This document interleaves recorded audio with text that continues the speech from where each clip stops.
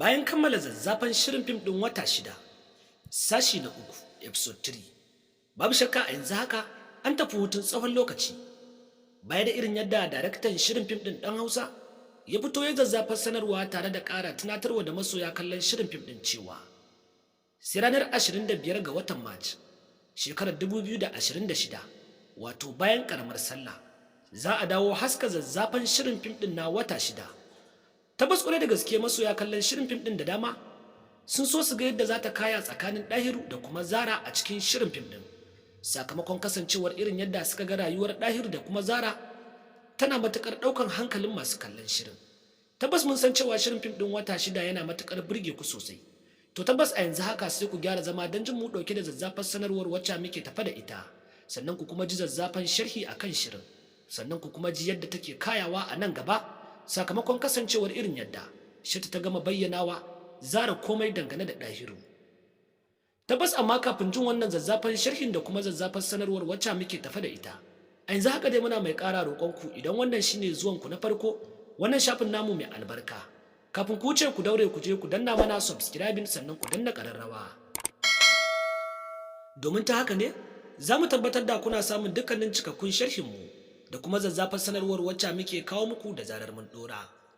Babu shakka masu sauraro da zarar kun saurari wannan zazzafan sharhin da kuma sanarwar, za ku iya bayyana mana ra'ayinku a comment section kan irin abubuwan da ke burge ku a cikin shirin fim din na wata shida. Ga sanarwar a yanzu haka. Tirƙashi sanarwa akan shirin fim din wata shida.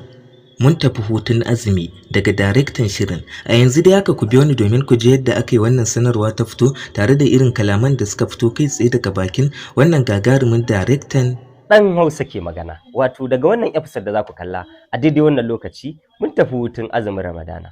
Allah ya sa mu ibada karɓaɓɓiya. Za mu dawo insha Allah. So kamar yadda kuka ji, wannan shine irin kalaman da suka fito takaitattu daga bakin daraktan shirin fim din wata shida a dangane da irin yadda yake bada bayanai kan cewa sun tafi hutun shirin sannan za su dawo bayan karamar sallah. Ku biyo ni dai domin ku ji yadda ya wannan sanarwa tare da kuma irin yadda ya fataya yan uwa musulmai murna shigowa watan Ramadan. Ya ce sun tafi hutun ne ba wai dan an je karshen zango ba, sai dan saboda shigowar watan azumin Ramadan. A nan ne ya fi ƙara daida wasu bayanan. Ku biyo ni to domin ku ji irin gagarumar cakwake da take faruwa a tsakanin Zahara da Dahiru da kuma Shatu.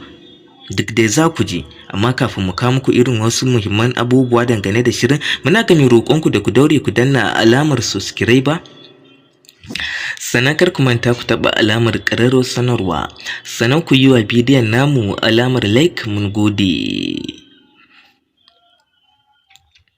Gagarumar sanarwa ce yanzu aka ta fito akan shirin fim din nan mai dogon zango na wata shida. A wancan satin kwana 5 da suka wuce zuwa 6 kenan a baya, daraktan shirin fim din wata shida din ya fito yayi wata sanarwa inda yace ina mai alhinin sanar da ku mun tafi hutu ba dan komai ba sai dan shigowar watan azumin Ramadan, sannan kuma ina mai ƙara alhinin sanar da ku cewa hutun nan ba za mu samu damar dawo muku shi ba har sai bayan ƙaramar sallah da ma wasu 'yan satuttukan.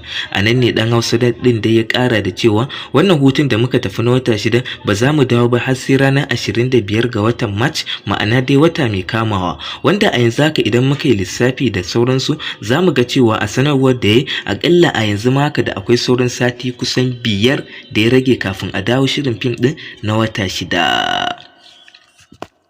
So masu kallon mu da masu sauraron mu, wannan shine sanarwar da aka yi kenan. Idan kuwa mun koma a ta daga cikin shirin, har yanzu dai Zara tana nan ta tsani Samir, kuma ko kaɗan ba ta so ma ta ga wani ya zo inda take ya ambaci sunan Samir. Ji take kamar ta kashe mutum a duk sanda ta ji wani ya ambaci sunan Samir a inda take, ma'ana dai a gabanta kenan. Sannan kuma a ta daga gefe har yanzu damuwar da take damunta a rai ta ƙi warwaruwa kenan. Idan mun canka daidai, magana Shatu ce ta tabbata cewa Zara soyayyar Samir ce ta kama mata rai, hakan nesa ta kasa daina damuwa, ta kuma rasa ma akan me take yin kukan bakin ciki da dana sani. Wannan kenan. Sannan kuma daɗin daɗawa idan mun koma a ta daga gefe, idan muka yi la'akari da wasu abubuwa da muka ga sun faru, lalle fa a nan gaba kaɗan akwai gagarumin shagalin bikin Zahara da Dahiru. Me za ku ce? Mu dai a ganin mu wannan abin ne zai faru a nan gaba kaɗan a cikin shirin fim ɗin wata shida ɗin. Ku ci gaba da bibiyar mu a cikin wannan tasha, sannan kuma duka a nan muka kawo ƙarshen wannan shiri. sai dai kar ku manta idan har wannan ya kasance shigowar ku na farko da ku daure ku danna alamar subscribe sannan kar ku manta ku taɓa alamar ƙararrawar sanarwa sannan ku yi wa bidiyon namu alamar like. Mun gode sosai da zuwa wannan shafi namu mai albarka na Amana Blogs TV.